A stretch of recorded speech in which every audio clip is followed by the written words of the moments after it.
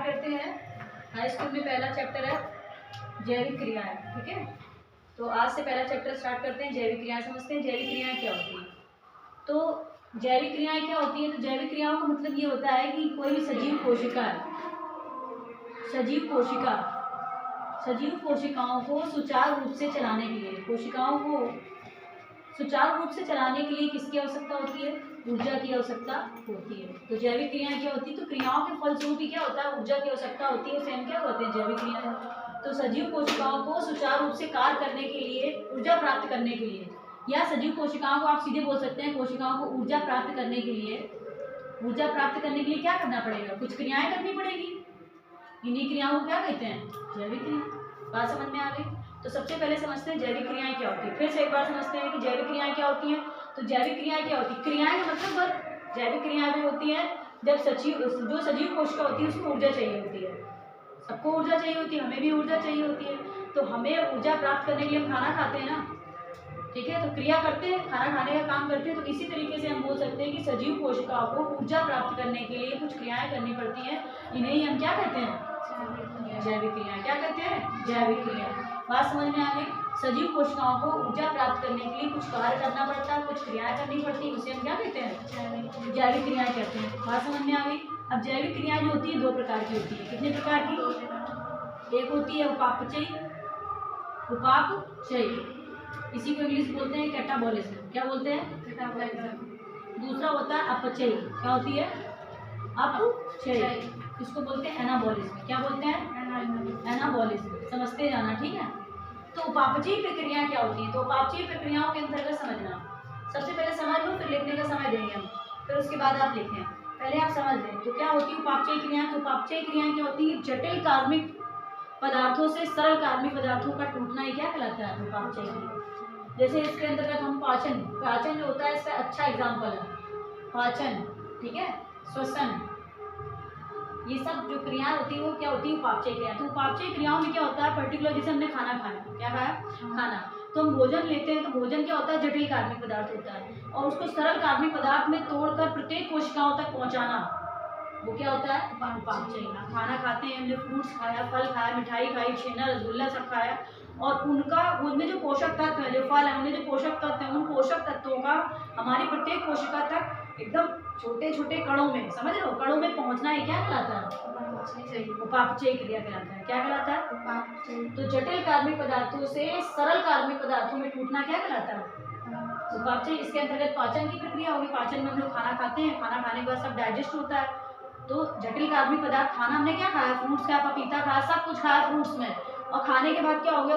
वो simple content में change हो गया, तो उसे हम क्या बोलते हैं? अपचयी क्रिया। अपचयी क्रिया क्या होगी? इसके जस्ट अपोजिट का मतलब क्या होगी? छोटे छोटे कार्बनिक पदार्थों से मिलकर बड़े कार्बनिक पदार्थों का निर्माण होना क्या कहलाता है? अपचयी। छोटे छोटे कार्बनिक, इसमें क्या थे? बड़े कार्बनिक जो थे, बड़े कार्बनिक अणु वो टूटकर किसमें चेंज हो रहे थे? छोटे छोटे कार्बनिक पदार्थों में चेंज हो रहे थे। अब इसमें क्या था? अब छोटे छोटे कार्बनिक पदार्थ मिलकर, जटिल कार्बनिक पदार्थ मिलकर, छोटे छोटे कार्बनिक पदार्थ मिलकर जो है वो क्या बना रहे हैं? जटिल कार्बनिक पदार्थ का, ये बड़े जटिल कार्बनिक पदार्थ का निर्माण करते हैं। तो इस प्रकार की प्रक्रिया को क्या कहते हैं? अपचयी। जैसे प्रकाश संश्लेषण, इसमें अच्छा एग्जाम्पल है प्रकाश संश्लेषण। क्या है इसका एग्जाम्पल? कैसे प्रकाश संश्लेषण, इसको समझते हैं पहले। प्रकाश संश्लेषण कैसे? तो प्रकाश संश्लेषण की अगर हम बात करें तो प्रकाश संश्लेषण की प्रक्रिया कैसे होती है? कार्बन डाइऑक्साइड चाहिए होता है। प्रकाश संश्लेषण की प्रक्रिया में पौधे अपना भोजन बनाते हैं ना, तो पौधे को क्या चाहिए होता है? कार्बन डाइऑक्साइड, जो हम लोग देते हैं उन्हें, ठीक है। फिर क्या चाहिए होता है? जल चाहिए होता है, जो जमीन से उनको मिलता है, क्या आप लोग देते हैं, ठीक है। तो कार्बन डाइऑक्साइड, जल, और क्या चाहिए होता है? सूर्य का प्रकाश, सनलाइट चाहिए होता है। क्या चाहिए होता है? सनलाइट चाहिए। बिना सनलाइट के तो प्रकाश संश्लेषण करेंगे नहीं, पौधे ग्रोथ नहीं करेंगे। और क्या चाहिए होता है? क्लोरोफिल। क्या चाहिए होता है? क्लोरोफिल ग्रीन कलर का होता है, पत्तियों के अंदर क्लोरोफिल होता है। यही तो प्रकाश संश्लेषण में जो है भोजन बनता है। भोजन कहाँ बनता है? पत्तियों में।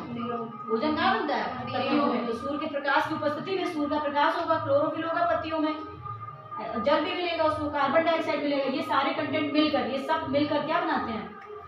C6H12O6। तो भोजन में ग्लूकोज का निर्माण करते हैं भैया। और ग्लूकोज का निर्माण करते हैं मतलब क्या? छोटे छोटे जटिल कार्बनिक पदार्थ, छोटे छोटे, जटिल नहीं है, छोटे छोटे सरल कार्बनिक पदार्थ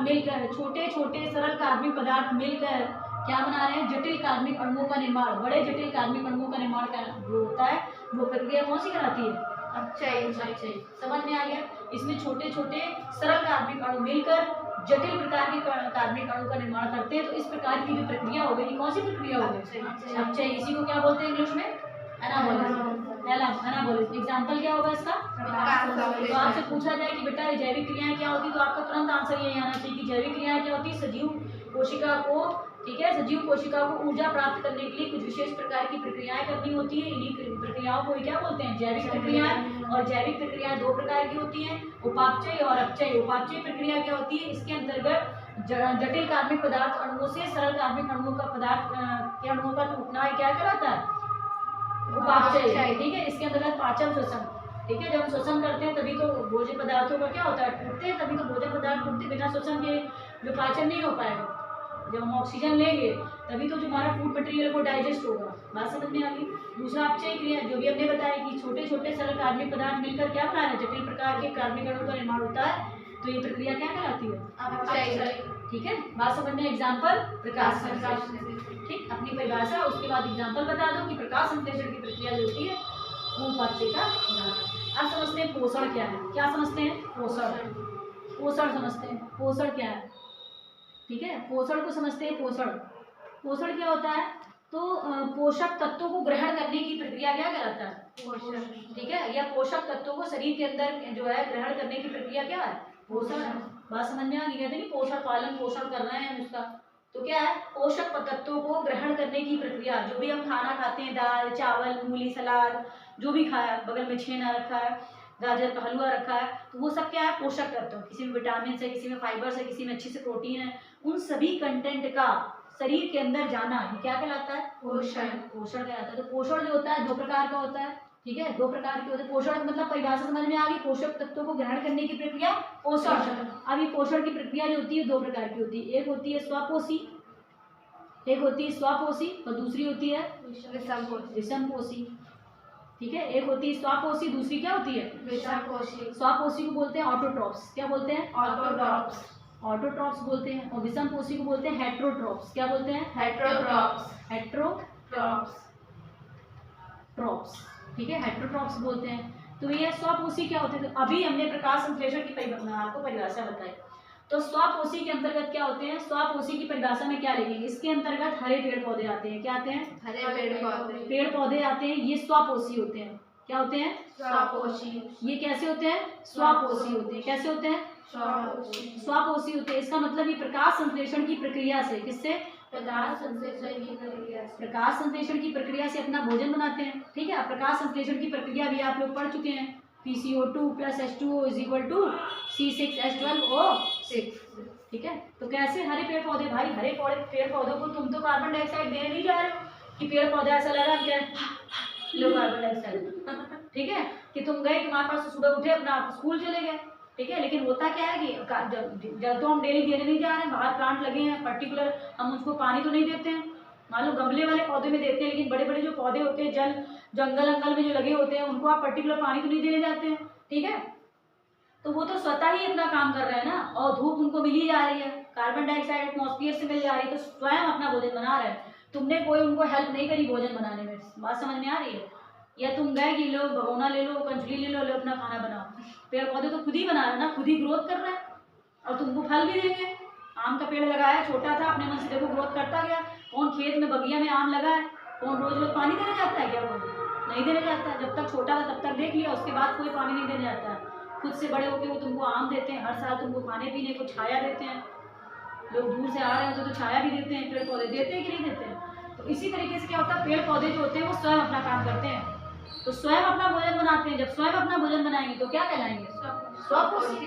कैसे पोषी? स्वपोषी। स्वपोषी तो हरे पेड़ पौधे, स्वपोषी के अंतर्गत हरे पेड़ पौधे आते हैं जो स्वपोषी होते हैं, अर्थात अपना भोजन स्वयं निर्माण करते हैं। अपने भोजन का निर्माण स्वयं करते हैं, और ये अपना भोजन का निर्माण प्रकाश संश्लेषण की प्रक्रिया के माध्यम से करते हैं। तुम तो करने नहीं आते हो प्रकाश संश्लेषण, वो खुद ही करते हैं।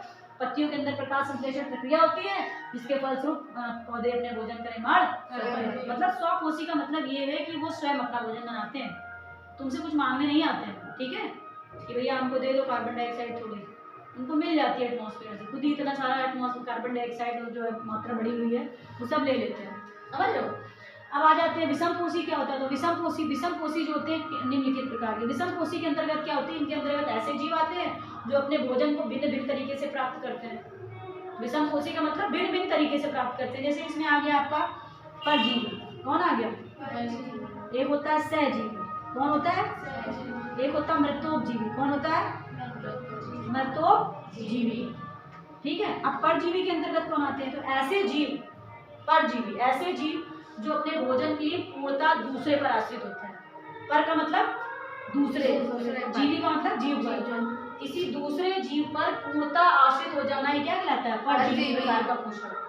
और समझ में आया, ऐसे जीव जो अपने भोजन के लिए पूर्णतः किसी दूसरे पर आश्रित रहते हैं, तो ऐसे जीव क्या कहलाते हैं, परजीवी। जैसे कि जुआ, जैसे कि जुआ है नहीं, तो जुआ देखा तो होगा।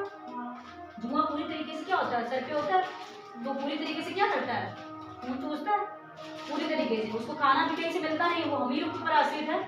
डबल होगा, फर्टिलाइजेशन करेगा, फिर एक जुए से 2 जुए होंगे, फिर लीखें होंगी, समझ रहे हो, लीखें बोलते हैं, अरे से कुछ बोलते हैं, तो बड़ी बड़ी से और फिर बड़े बड़े से जुए हो जाते हैं, तो वो क्या पूछते हैं, हमारे खोपड़ी का खून चूसने का काम करते हैं, तो वो परजीवी हुई। बात समझ में आ रही है। तो जैसे सहजीवी की बात करें तो सहजीवी क्या होता है, तो सहजीवी एक प्रकार का बैक्टीरिया होता है, ठीक है, लेग्यूमिनम, राइजोबियम लेग्यूमिनम, ठीक है। तो राइजोबियम लेग्यूमिनम जो एक बैक्टीरिया होता है, ये चने की गांठ में रहता है। कहाँ रहता है, चने की गांठ में रहता है, और चने को ये नाइट्रोजन देता है, चने को नाइट्रोजन देता है, और प्लस रहने के लिए अपने आवास की व्यवस्था करता है, प्लस रहने के लिए अपने आवास की व्यवस्था करता है। तो ये सहजीवी हो गया, मतलब चने की गांठ में राइजोबियम बैक्टीरिया रहता है। लोग नहीं समझता, समझा, चुटकी। राइजोबियम में जो बैक्टीरिया होती है वो क्या करता है, वो चने की गांठ में रहता है, और उसको रहने के लिए फ्री में, मतलब उसको किराया भी नहीं देना पड़ रहा, चने की गांठ में रह रहा है आराम से राइजोबियम बैक्टीरिया। और उसके बदले में उस पौधे को वो क्या करता है कि वातावरण की नाइट्रोजन को चेंज करके पौधे को नाइट्रोजन सप्लाई करता है। तो ऐसे बैक्टीरिया, मतलब ऐसे जीव क्या कहलाते हैं, सहजीवी। मतलब ऐसे जीव जो, मतलब ऐसे जीव जो अपने, मतलब अपने दूसरे को भी लाभ प्राप्त करते हैं और अपने का भी लाभ प्राप्त करते हैं, ठीक है, दोनों एक दूसरे को क्या देते हैं, लाभ प्रदान करते हैं। तो ऐसे जीव कौन से जीव कहलाते हैं, सहजीवी। तो ऐसे जीव जो क्या करते हैं, पूर्णतः किसी जीव पर आश्रित नहीं होते हैं और खुद लाभ प्राप्त करते हैं, और दूसरे को भी, दूसरे जीव जिस पर आश्रित होते हैं उसको भी लाभ देते हैं, तो ऐसे जीव सहजीवी कहलाते हैं। जैसे राइजोबियम बैक्टीरिया, ये चने की गांठ में रहकर चने को नाइट्रोजन सप्लाई करते हैं, और खुद अपने लिए आवास जो है, आवास का भी व्यवस्था करते हैं। बात समझ में आएगी। सहजीवी। मृतोपजीवी क्या होते हैं, ऐसे जीव जो पूरी तरीके से क्या होते हैं, मृतोप मतलब पूरी तरीके से दूसरे पर तो होते ही होते हैं, प्लस सड़े गले पदार्थों पर अपना जीवन यापन करते हैं। मृतोप का मतलब मरे, मृतोप का मतलब क्या होता है, सड़े गले पदार्थों पर रहकर अपने जीवन यापन करते हैं। ऐसे पदार्थ, ऐसे जीव जो होते हैं क्या कहलाते हैं, जैसे कवक, कपून, समझ रहे हो, कपून जो होते हैं ये क्या, सड़े गले पदार्थों पर रहकर अपने क्या करते हैं, अपना जीवन यापन करते हैं। और कुछ प्रकार की बैक्टीरिया होती है वो भी क्या करती है, सड़े गले पदार्थों से रहकर ही अपने जीवन यापन करती हैं, तो मृतोपजीवी कहलाते हैं। ठीक है, बात समझ में आ गई। इतना ही आपको समझ में आया कि नहीं आया, ये सारा टॉपिक आपको आज लिखना है।